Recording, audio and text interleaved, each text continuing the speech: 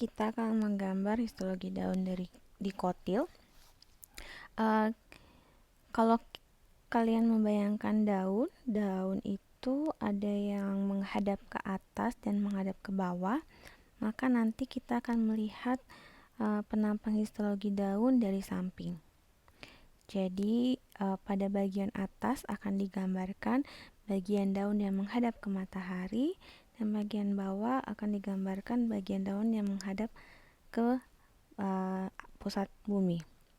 Nah, pada daun sendiri, di bagian atas dari daun itu ada suatu lapisan lilin tebal. Lapisan lilin tebal yang dinamakan kutikula. Lilin tebal ini berfungsi sebagai proteksi untuk mencegah terjadinya dehidrasi. Karena bagian atas adalah bagian yang terkena matahari langsung, sehingga nanti terjadi penguapan, maka bagian kutikula ini akan melindungi daun. Nah, lapisan-lapisan kutikula pada tumbuhan akan berbeda-beda tergantung dari lingkungan dan kondisi mereka hidup. Pada tumbuhan yang tumbuh di daerah yang lebih tinggi atau yang lebih ekstrim dan lebih panas, maka lapisan kutikulanya akan lebih tebal dibandingkan tumbuhan yang tinggal di daerah lembab.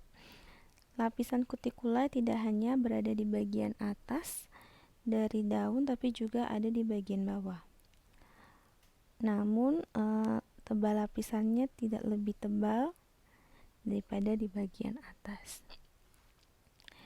Selanjutnya kita akan menggambar sebuah lapisan sel tepat di bawah lapisan kutikula, yaitu sel epidermis. Nah, kutikula sendiri ini merupakan lapisan lilin yang dihasilkan oleh sel epidermis. Epidermis tidak hanya di bagian atas, tapi juga ada di bagian bawah. Kita akan menggambar epidermis di bagian bawah, tapi pada bagian bawah epidermis itu dia tidak akan secara berkelanjutan, tapi akan putus-putus di sini. Ini adalah epidermis bawah, dan dia akan membentuk sebuah celah.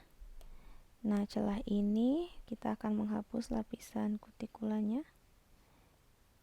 Celah ini kalau dia secara tunggal dinamakan stoma, tapi kalau misalnya jamak ada 3, maka dia namanya stomata. Fungsi stomata adalah sebagai tempat pertukaran. Apa yang ditukar? Yang ditukar ada udara, CO2 ke dalam, dan O2 keluar. Di stomata juga terjadi pertukaran air. Nah, stomata ini dijaga oleh suatu sel khusus.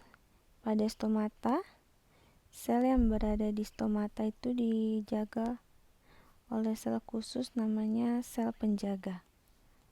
Sel penjaga atau bahasa Inggrisnya guard cell. Sel penjaga ini adalah sel yang khusus, berbeda dengan sel epidermis yang lainnya, karena dia mempunyai kemampuan untuk memperbesar dan mengecilkan ukuran sel.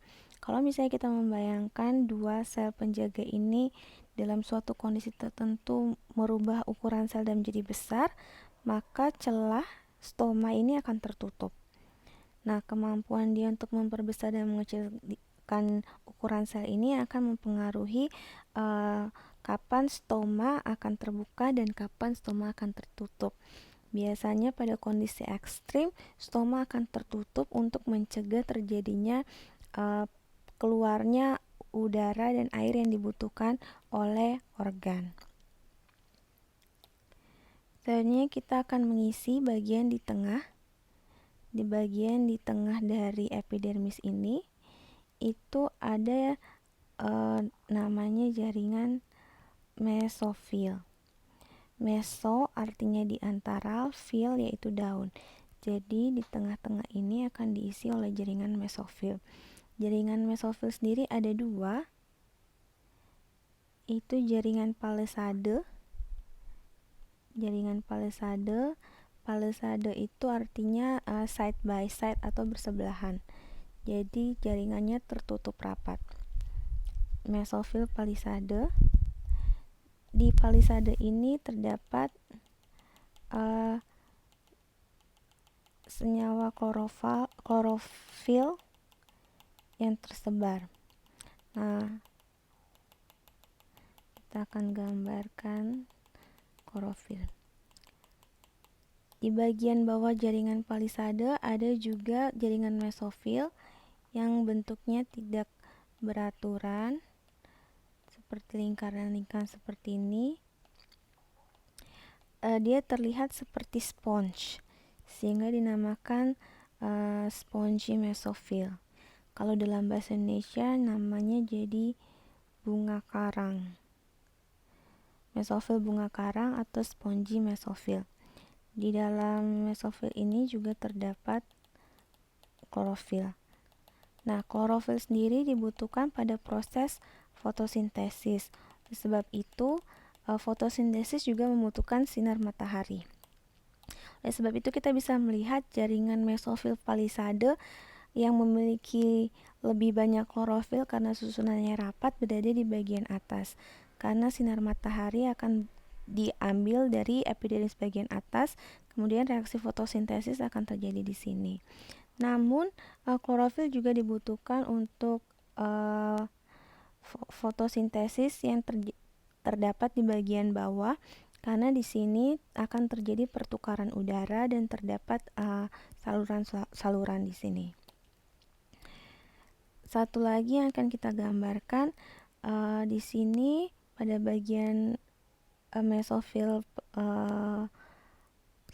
bunga karang akan terdapat tube atau saluran yang berfungsi untuk mengangkut air ataupun hasil fotosintesis dari daun atau ke daun. Nah, ini jaringan pengangkut ini bisa berupa phloem dan xilem. Ya, demikian histologi dari daun.